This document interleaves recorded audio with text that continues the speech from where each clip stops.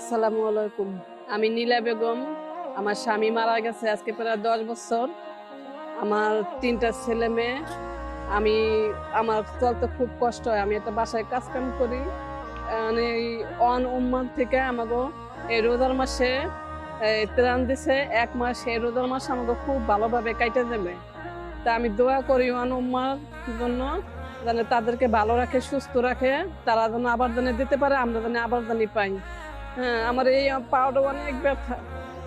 আমি কাজ করতে পারি না, অনেক ব্যথা আমার এই পাওটা।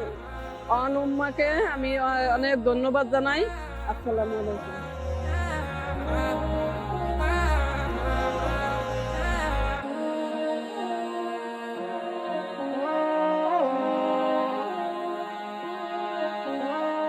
আসসালামু আলাইকুম।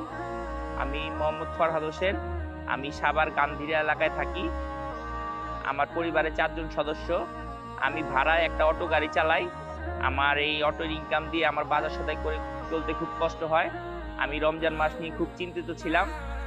উম্মাহ আমাদের পাশে এসে দাঁড়ায় এই পণ্য সামগ্রী দিয়ে। এই জন্য আমি এখন রমজান মাস সুন্দরভাবে কাটাতে পারবো। এই জন্য আমি উম্মাহকে অনেক ধন্যবাদ জানাই। আশা করি সামনে উম্মাহ আমাদের পাশে দাঁড়াবে। আসসালামু আলাইকুম।